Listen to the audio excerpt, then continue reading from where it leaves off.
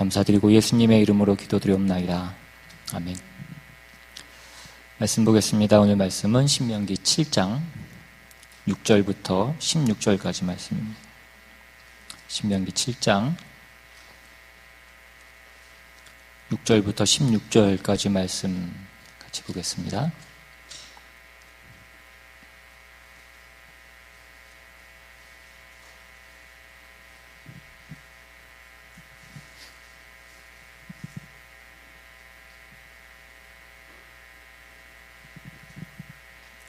찾으셨으면 제가 대표로 봉독하겠습니다.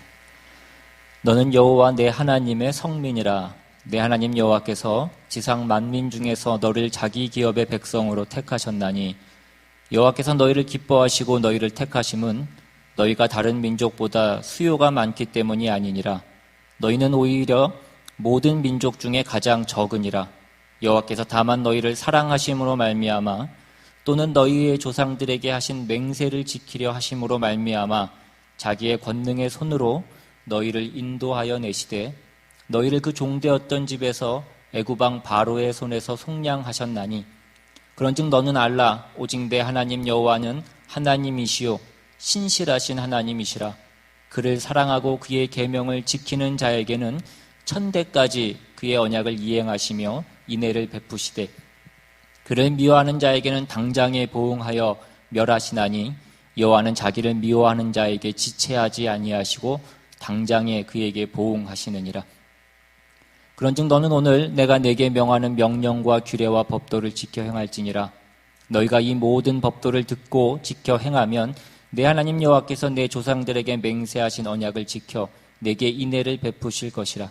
곧 너를 사랑하시고 복을 주사 너를 번성하게 하시되 내게 주리라고 내 조상들에게 맹세하신 땅에서 내 소생에게 은혜를 베푸시되 내 토지 소산과 곡식과 포도주와 기름을 풍성하게 하시고 내 소와 양을 번식하게 하시리니 네가 복을 받음이 만민보다 훨씬 더하여 너희 중에 남녀와 너희의 짐승의 암수에 생육하지 못함이 없을 것이며 여호와께서 또 모든 질병을 내게서 멀리하사 너희가 아는 애굽의 악질에 걸리지 않게 하시고 너를 미워하는 모든 자에게 걸리게 하실 것이라. 내 하나님 여호와께서 내게 넘겨주신 모든 민족을 내 눈이 긍휼히 여기지 말고 진멸하며 그들의 신을 섬기지 말라. 그것이 내게 올무가 되리라. 아멘. 우리가 지난주에는 이 신명기 7장 1절부터 6절까지의 내용을 통하여서 하나님께서 이스라엘 백성들에게 요구하시는 그 모든 내용, 너희가 하나님의 그 명령과 규례와 법도를 지켜라 라고 요구하는 그 모든 요구의 어떤 근거가 되는 것이 이스라엘 백성들이 하나님의 성민, 즉 하나님의 거룩한 백성이기 때문이다라는 것을 우리가 살펴보았습니다. 이스라엘 백성들은 하나님께 속한 하나님의 백성입니다. 그래서 하나님의 백성답게 살아야 된다라는 것입니다. 그러니까 성경에 나오는 거룩이라고 하는 것은 어떤 윤리와 도덕의 문제에 앞서서 어디에 소속되어 있느냐의 문제라고 그렇게 말씀을 드렸습니다. 성경은 하나님께 속해 있는 것이 거룩하다라고 그렇게 말씀합니다. 그래서 이스라엘의 거룩이라고 하는 것은 하나님께서 이스라엘 백성들을 거룩하다라고 하시는 것은 어떤 그들의 공로의 표시가 아니라 하나님의 은혜의 표시라는 것입니다. 이스라엘은 하나님의 거룩한 백성이기 때문에 그 율법을 지키라는 것이 요구되어지는 것이지 그들이 그 거룩한 백성이 되기 위하여서 어떤 되기 위한 조건으로 그 율법을 지키는 것이 요구되어지고 있는 것은 아니라는 것입니다. 이어서 오늘 우리가 살펴보려고 하는 내용은 이제 같은 맥락에서 우리가 지난 시간에는 그 6절 상반절에 있는 너희가 하나님의 성민이라라는 그 내용을 중심으로 살펴봤다라고 한다면 오늘은 그 6절 하반절에 있는 너희가 하나님이 택하셨기 때문이다라는 오늘 6절을 다시 한번 보시면 너는 여호와 내 하나님의 성민이라 내 하나님 여호와께서 지상 만민 중에서 너를 자기 기업의 백성으로 택하셨나니 하는 이 내용입니다. 앞에서도 말씀드린 대로 이스라엘 백성은 거룩한 하나님의 백성입니다. 그런데 이스라엘이 이 하나님의 거룩한 백성이 될 수 있었던 어떤 이유와 그 근거는 하나님께서 그 지상 만민 모든 민족 중에서 그들을, 그 이스라엘 백성들을 자기 기업의 백성으로 택하셨기 때문이다라는 것입니다. 이스라엘 백성이 여러 민족 중에서 유일하게 하나님의 백성으로 택하심을 입었다라고 하는 이 문제는 당시 이스라엘 사람들에게도 그랬고, 오늘날 우리 믿는 신자들, 우리가 하나님의 택함을 받아서 구원함을 입었다라고 믿는 우리 모두에게도 이 내용이 종종 오해되는 그런 경우들이 있습니다. 하나님께서 이스라엘 백성을 택했다라는 것은 하나님이 이스라엘 백성만 구원하시고 그 모든 다른 민족들은 다 버리셨다라는 것을 의미하는 것은 아닙니다. 하나님이 이스라엘만을 사랑하신다라는 것은 다른 민족은 사랑하지 않으신다라는 것을 얘기하는 것은 아니라는 것입니다.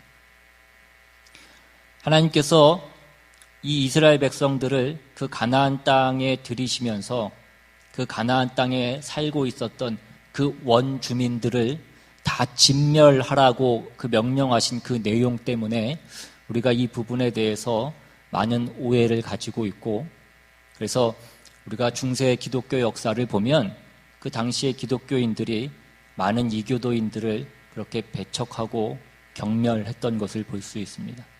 마찬가지로 그 이스라엘 백성들이 이방인들을 개돼지 취급했던 것과 그 맥을 같이 하는 것입니다. 그런데 하나님께서 이스라엘 백성을 택했다라는 것은 하나님이 다른 민족들은 다 외면하시고 이스라엘 백성들만을 편애하신다라는 그런 뜻은 아닙니다. 우리가 성경에도 나와 있는 바와 같이 민족을 하나님께서 이스라엘 백성들을 부르시는 것은 언제나 모든 민족을 부르시기 위하여서 그 백성들을 부르시는 것이었습니다. 출애굽기 19장으로 한번 가보시면 출애굽기 19장 5절 이하에 세계가 다 내게 속하였나니 너희가 내 말을 잘 듣고 내 언약을 지키면 너희는 모든 민족 중에서 내 소유가 되겠고 너희가 내게 대하여 제사장 나라가 되며 거룩한 백성이 되리라. 너는 이 말을 이스라엘 자손에게 전할지니라. 여기 보시면 이스라엘 백성은 제사장 나라가 되는 것입니다. 하나님께서 그 이스라엘 백성들에게 말씀하셨던 이 내용은 하나님이 아브라함에게 주셨던 그 약속에서도 볼 수 있는 내용입니다. 이스라엘 백성들은 아브라함의 후손들입니다. 근데 하나님께서 아브라함을 부르실 때도 어떻게 약속하셨냐면 아브라함의 이름을 창대케 하시고 아브라함의 모든 자손을 하늘의 별과 같이 그 바다의 모래와 같이 그렇게 번성하게 하실 것이다 라고 그렇게 말씀하셨습니다. 근데 하나님이 주신 이 약속은 아브라함의 후손들만 번성케 하기 위한 그 약속이 아니라 그렇게 하여서 땅의 모든 족속이 너로 말미암아서 그 복을 받게 하시기 위한 어떤 그 약속이고 그 부르심이었다라는 것입니다. 조금 더 살펴봐서 이사야 42장으로 가보시면 이사야 42장 6절에는 이런 말씀이 있습니다. 나 여호와가 의로 너를 불렀은즉 내가 내 손을 잡아 너를 보호하며 너를 세워 백성의 언약과 이방의 빛이 되게 하리니. 이 말씀은 이 이사야 42장은 메시아에 대한 말씀입니다. 그런데 이스라엘 백성에게 너희를 위하여 내가 내 종을 보낼 것이다. 내 종을 세울 것이다. 그러니까 즉 메시아를 보낼 것이다 라는 그 말씀을 주십니다. 그런데 그 메시아가 와서 무엇을 하냐면 너희만 구하는 것이 아니고 모든 만민들을 내가 구할 것이다. 그를 이방의 빛이 되게 하리라 라고 그렇게 말씀하시는 것입니다.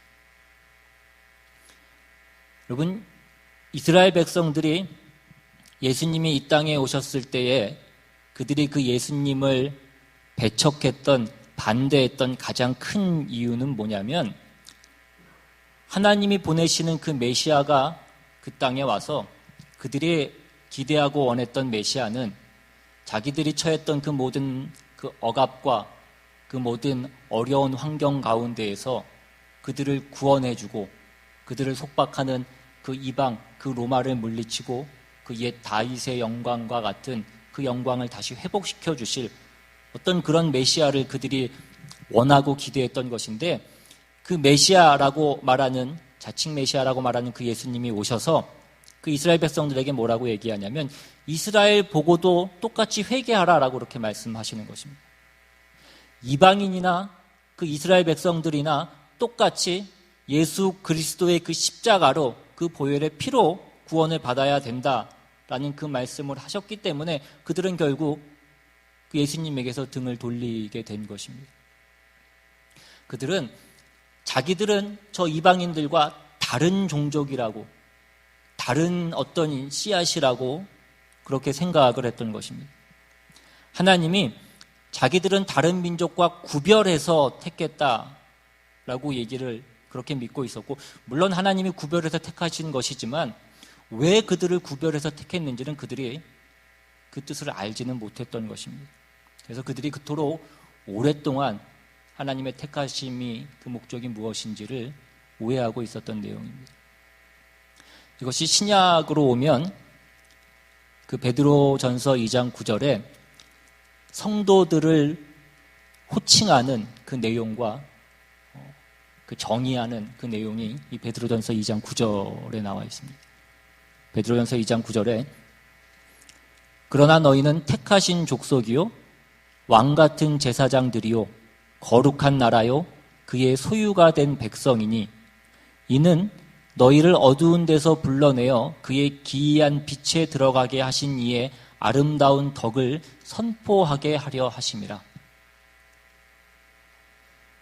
내가 구원을 받고 하나님의 은혜를 입었으면 그것이 나 혼자 잘 먹고 잘 살라라고 하나님께서 주신 것이 아니라 내가 받은 그 은혜와 내가 받은 그 깨우침으로 내 이웃에게까지 하나님의 그 은혜와 하나님의 그 긍휼이 나누어지도록 하나님이 요구하시고 있다라는 것입니다.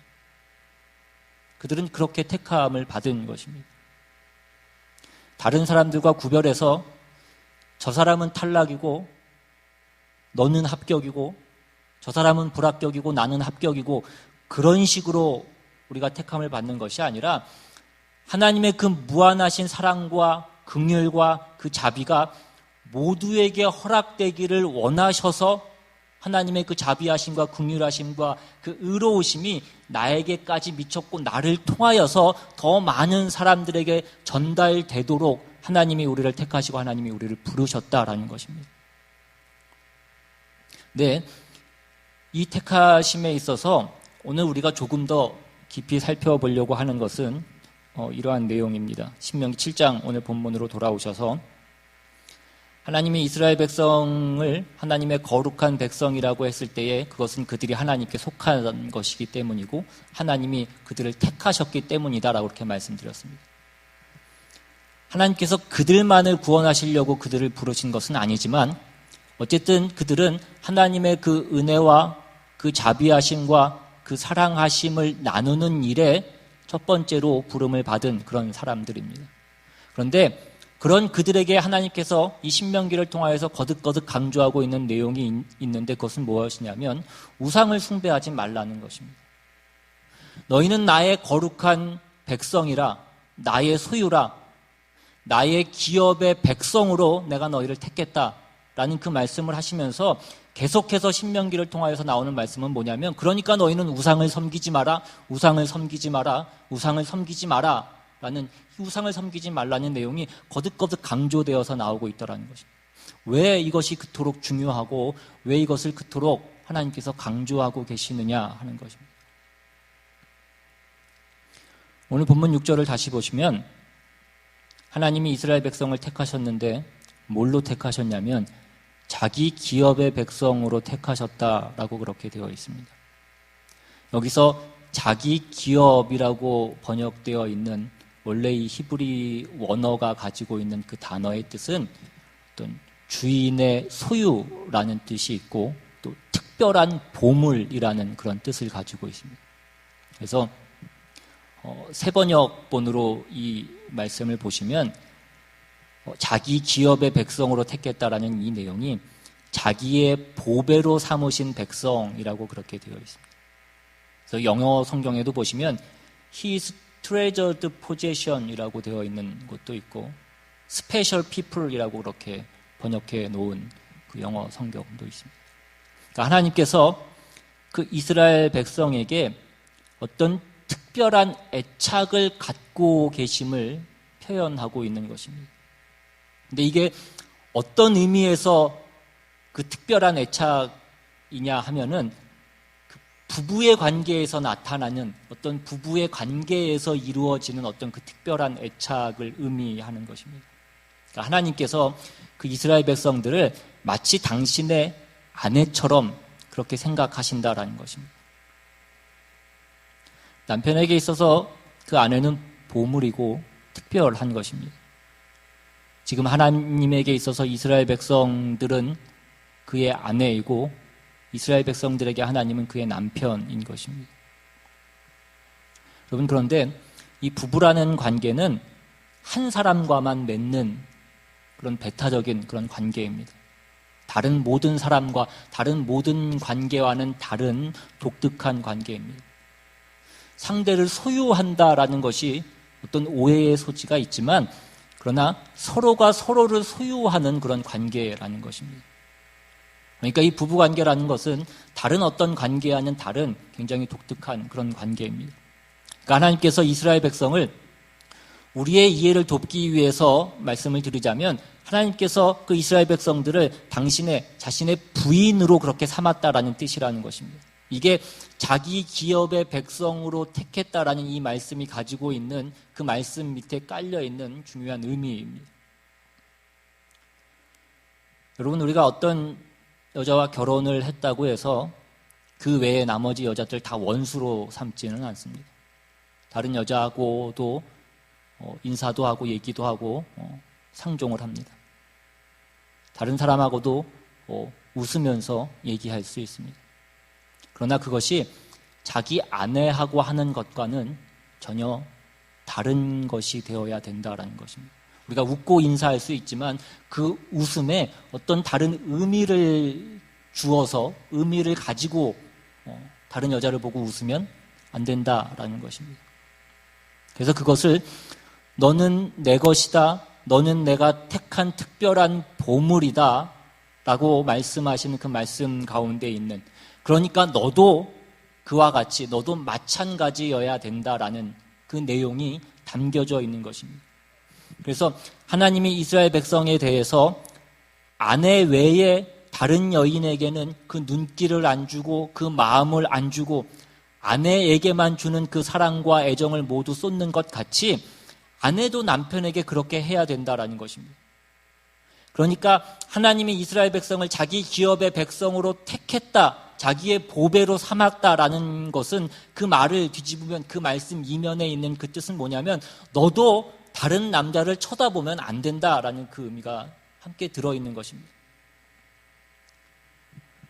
우리는 보통 하나님이 우리를 택하셨다, 우리를 구원하셨다, 우리를 사랑하셨다라고 그러면 그 말씀 안에 들어있는 어떤 깊은 의미의 내용까지는 잘 가지 못합니다. 이 온천하 만물을 지으신 하나님이 우리를 그냥 불쌍히 여기셔서 우리가 죄졌지만 그냥 죽이지는 않으시고 내가 그냥 너를 살려줄 테니까 여기서 그냥 적당히 말 잘 듣고 살아라, 그렇게 우리를 구원하신 것은 아니라는 것입니다.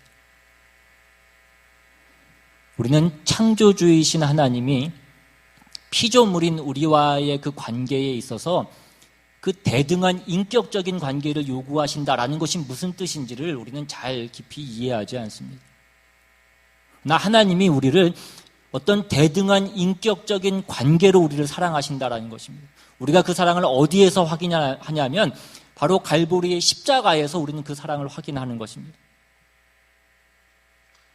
예수 그리스도의 십자가로 그의 피로 우리를 사신다라는 것은 하나님에게 있어서 그 예수 그리스도의 피와 우리가 그 값이 대등하게 하나님께서 여기신다라는 뜻입니다. 우리 쉽게 생각해서 아무 값어치가 있지 않은 것을 상상할 수 없는 그 많은 돈을 지불한다라는 것은 그것은 말이 되지 않는 것입니다. 그러니까 하나님은 우리를 대등하게 그 예수 그리스도의 그 피와 대등하게 우리를 여기신다라는 것입니다. 그래서 자꾸 이러한 내용이 계속해서 성경 가운데 거듭거듭 나오고 있는 것입니다. 하나님께서 이스라엘 백성들에게 계속해서 오늘 본문이 있는 그 신명기 7장 그 4절 5절에도 그가 내 아들을 유혹하여 그가 여호와를 떠나고 다른 신들을 섬기게 함으로 여호와께서 너희에게 진노하사 갑자기 너희를 멸하실 것임이니라. 오직 너희가 그들에게 행할 것은 이러하니 그들의 제단을 헐며 주상을 깨트리며 아세라 목상을 찍으며 조각한 우상들을 불사를 것임이니라. 오늘 본문이 있는 그 마지막 16절에도 보시면 내 하나님 여호와께서 내게 넘겨주신 모든 민족을 내 눈이 긍휼히 여기지 말고 진멸하며 그들의 신을 섬기지 말라. 그것이 내게 올무가 되리라 이것입니다. 계속해서 하나님께서 이스라엘 백성들에게 너희는 우상을 섬기지 마라. 그 우상을 진멸하라. 그 우상을 섬기는 자들과 가까이 지내지 말고 그들과 언약도 맺지 말고 혼인도 하지 말라라고 그 말씀을 자꾸 강조하는 이유가 바로 여기에 있다라는 것입니다. 아모스 3장으로 한번 가보시면 아모스 3장 1절 이하에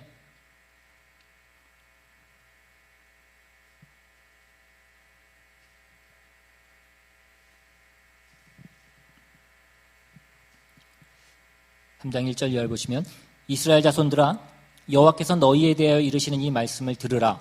애굽 땅에서 인도하여 올리신 모든 족속에 대하여 이르시기를 내가 땅의 모든 족속 가운데 너희만을 알았나니 그러므로 내가 너희 모든 죄악을 너희에게 보응하리라 하셨나니.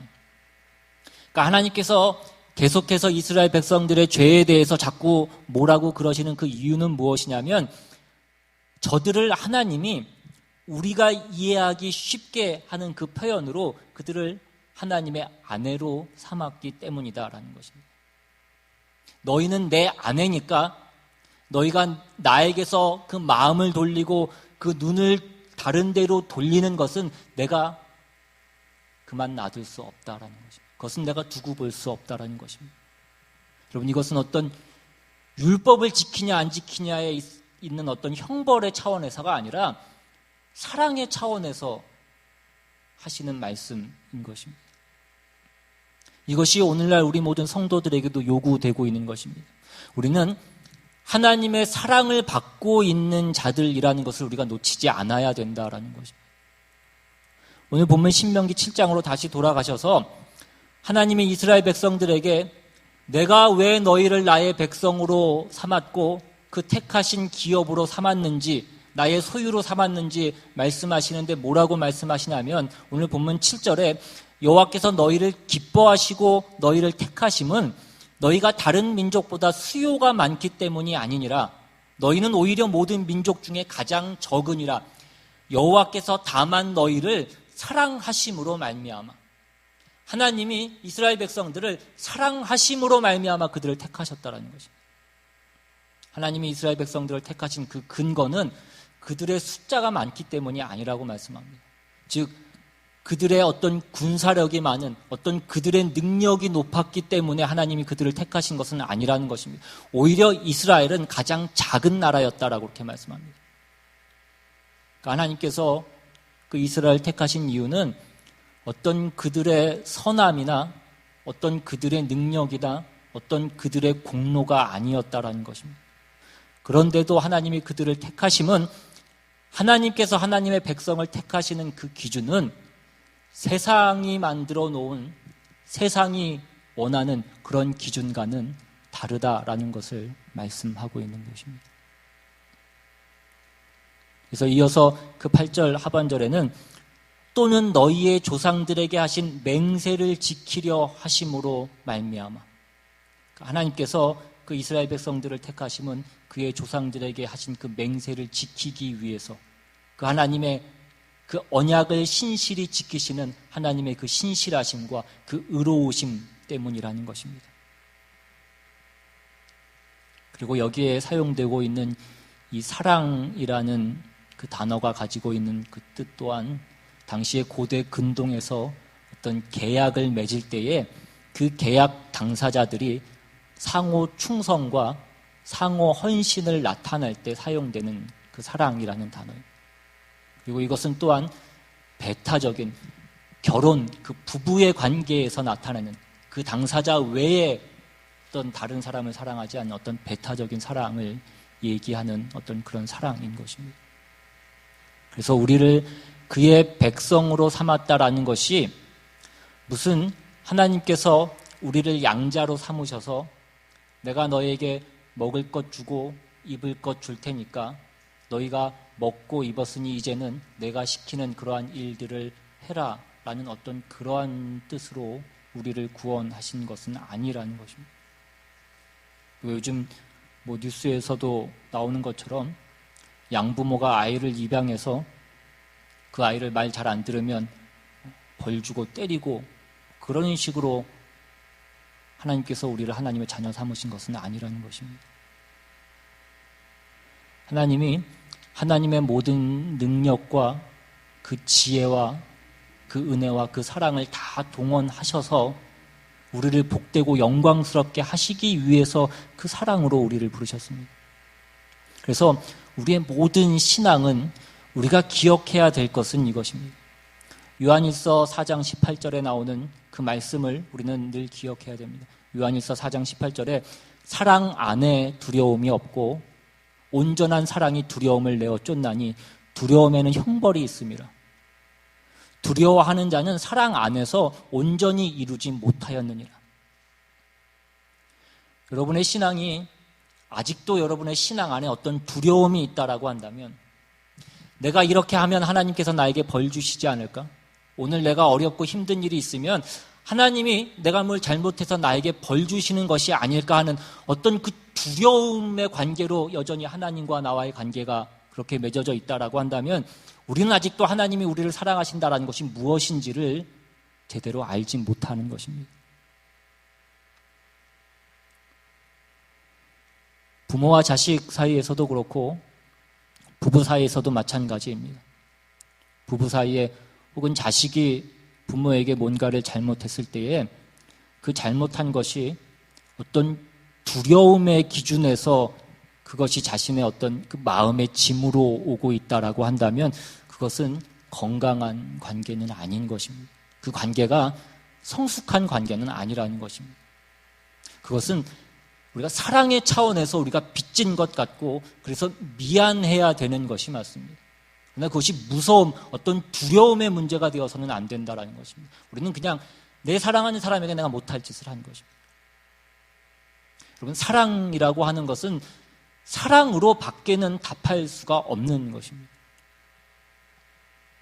여러분, 예전에 젊었을 때 혹시 짝사랑을 해보신 경험이 있으신지 모르겠지만 우리가 누군가를 짝사랑을 하다가 어렵게 그것을 고백했는데 그런 경우에 대부분 상대에게 돌아오는 그 답이 무엇입니까? 나도 당신을 좋은 사람으로 생각하지만 그렇지만 내가 당신을 연인으로서 생각해 본 적은 없고 좋은 사람인 것은 알겠지만 그 정도는 아니다. 내지는 그냥 나는 좋은 친구 관계로 남았으면 좋겠고 그냥 좋은 오빠 관계로, 오빠 동생 관계로 남았으면 좋겠다라고 이렇게 애들러 예의 있게 거절을 하는 것을 우리가 들어본 경험이 아마 한두 번쯤은 있으실 줄로 믿습니다. 그런 경우에 상대가 나에게 그냥 좋은 친구로, 좋은 관계로 남아있자라고 얘기하고 당신이 좋은 사람인 것을 내가 알고 있다라고 그렇게 대답을 한다고 해서 그것이 그 사랑하는 사람에 대한 내 마음에 어떤 그 만족감을 줄 수 있더냐 하는 것입니다. 사랑이라고 하는 것은 사랑으로 밖에는 그것이 답이 되지 않는 것입니다. 사랑은 사랑 외에는 어떤 그 대등한 가치가 없기 때문에 사랑으로 밖에는 어떤 그 만족감을 우리에게 줄 수 없는 것입니다. 그래서 하나님 앞에 내가 하나님이 나에게 주신 그 사랑만큼 내가 하나님께 사랑으로 보답하지 못해서 우리가 늘 하나님 앞에 죄스럽고 우리가 늘 민망한 것이지, 그것이 어떤 두려움과 무서운 것이라고 한다면 우리는 아직도 하나님이 우리를 사랑하신다라는 것이 무엇인지를 제대로 알지 못하는 것이다, 이것입니다.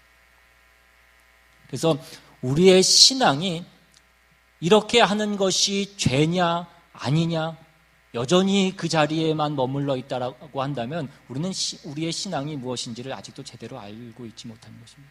우리는 거기서 한 발자국 더 나아가서 하나님이 기뻐하시는 것이 무엇인가라는 그 자리로 나아가야 되는 것입니다. 성경 안에는 그래서 자꾸 이러한 기준의 차이에 대해서 말씀하고 있는 것입니다. 우리가 올바른 어떤 얘기를 하는 것이 틀린 것은 아니지만 그 올바른 것을 상대방을 위하여서 내가 삼킬 수 있는 것이 사랑이라는 것입니다. 그래서 사랑은 오래 참고 무례히 행치 않고 자기의 유익을 구하지 않는 것이다 라고 그렇게 말씀합니다. 이것이 하나님이 우리에게 요구하시는 것입니다. 하나님께서 우리에게 그 아들을 이 땅에 주셔서 그 아들을 십자가에 못 박으신 것이 우리에게 무슨 빚을 지셔서 그렇게 하시는 것은 아니라는 것입니다. 하나님이 우리를 사랑하시기 때문입니다. 우리에게 무슨 책임을 지셔야 되셔서 그렇게 하신 것이 아니라 우리를 향하신 하나님의 그 사랑이 하나님을 가만히 있지 못하게 하는 것입니다. 여러분, 이것이 우리의 신앙이 가져야 되는 가장 어떤 핵심적인 부분입니다. 하나님이 기뻐하시기까지는 우리는 가만히 있을 수 없는 것입니다. 우리가 그냥 죄 짓지 않는 정도로만 우리가 만족할 수 없다는 것입니다. 우리가 죄 짓지 않는 것 정도로만 우리의 마음에 차지 않는 것, 그것이 신앙이라는 것입니다. 난 할 것 다 했고 난 할 만큼 했다라고 그렇게 말할 수 없습니다.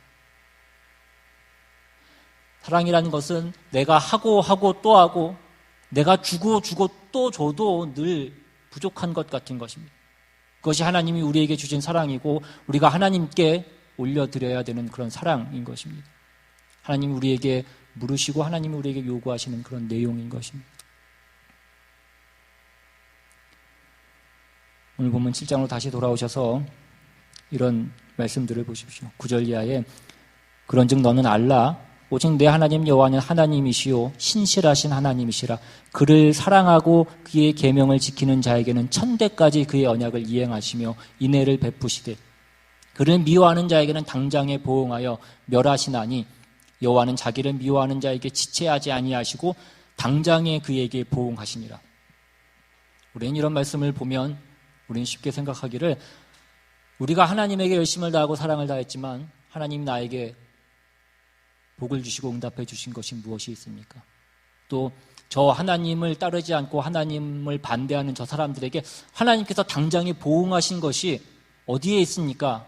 라고 그렇게 우리는 묻습니다. 여기에 나오는 이 말씀들은 다 어떤 말씀입니까? 사랑의 차원에서 하나님께서 당신의 사랑에 사랑으로 보응하는, 사랑으로 답하는 그 사람들에게 얼마나 그 사랑을 베푸시기를 원하시는가 라는 그 내용을 말씀하고 있는 것입니다. 또한 하나님의 그 깊으신 사랑을 외면하고 모욕하고 무시하는 그것은 하나님께서 그냥 가만 놔두실 수 없다라는 것입니다. 우리가 창세기 3장에 보시면 창세기 2장 3장에 인간이 그 선악과를 따먹고 타락할 때에 하나님께서 그 전에 뭐라고 말씀하셨냐면 너희가 이 실과를 먹으면 반드시 죽을 것이다 라고 그렇게 말씀하셨습니다. 그런데 그들이 그 실과를 먹었지만 그들이 어떻게 됩니까? 눈에 보이는 모습으로는 죽지 않습니다.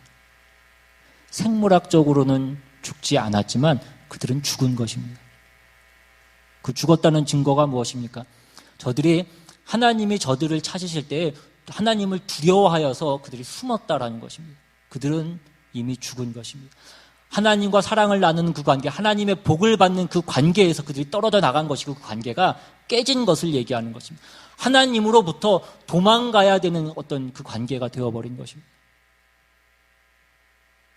우리가 하나님을 미워하면 하나님 편에 서지 않으면 우리가 즉각적으로 어떤 벌을 받게 되는 것입니까?